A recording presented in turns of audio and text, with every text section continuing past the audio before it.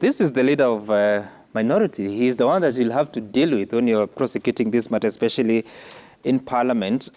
How then do you plan to accommodate all the concerns they have that probably may be beyond what the president was speaking about, his specific suggestion? Listening to Honorable Pio leaves me confused on whether the Azimio coalition knows what exactly they want.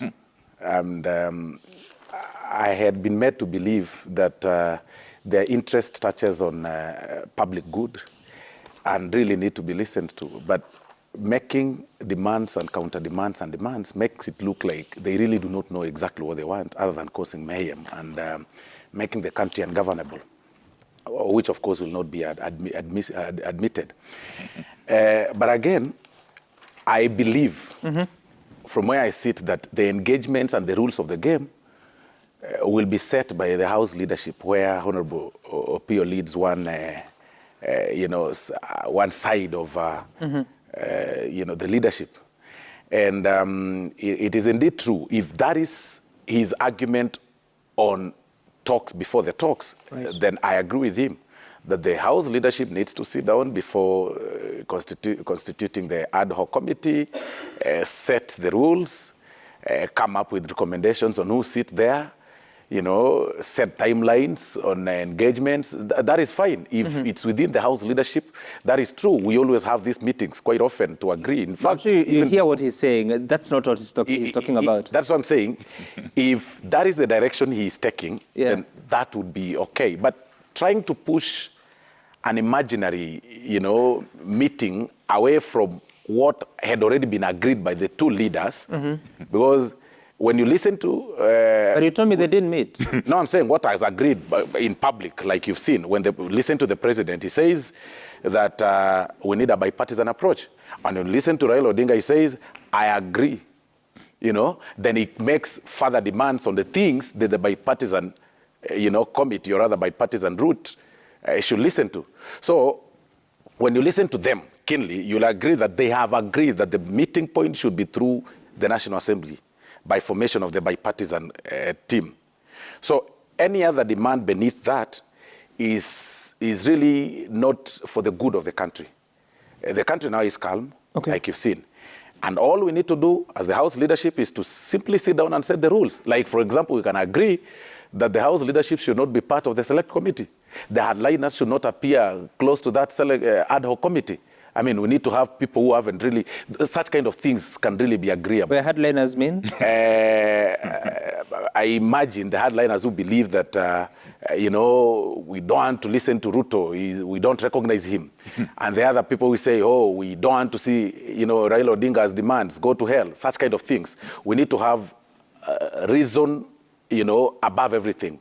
We get some people, sit in that committee, agreed number of people. If that is the basis of a meeting, then that is agreeable. But there's something that Right Honorable Raila has said that really need to be relooked at.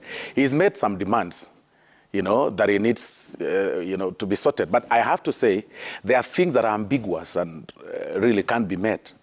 You've been listening to him in rallies talking about, we are telling Ruto to open servers. It is not within the powers of the bipartisan committee to open powers. That may not really work. And several other things that he's actually raised that really cannot be met within. But the committee will make recommendations. If the recommendations lead towards amending a certain act, then that will be done. For example, you've mentioned about the IEBC. If the committee's recommendation leads towards amending the selection panel, then that will be done. If the committee recommends anything, that will be done, then it's brought to the House. But this issue of buying members of parliament, that they've been bought and such like that, Right Honorable Raila Odinga in the last parliament, because I was still a member of parliament in the last term, had the majority. The coalition between him and Uhuru Kenyatta had the majority then. Does it mean he was buying members of parliament to join his coalition? What happened to Article 38 on the political rights?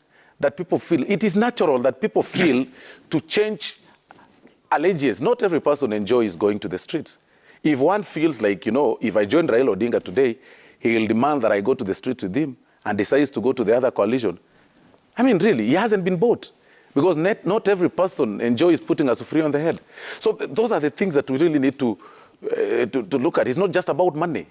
I mean, people make political choices. I made a choice in 2017 when I was elected under Kenya National Congress. And then when I got to Parliament, I remember Honorable Junet gave me some committee and, moved me towards the court then. I think it was called NASA or something.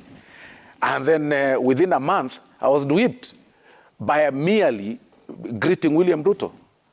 I mean, I wasn't bought. It's political rights, and people go where they are appreciated, not where you are supposed to appear like you are kind of idol worship or something, really.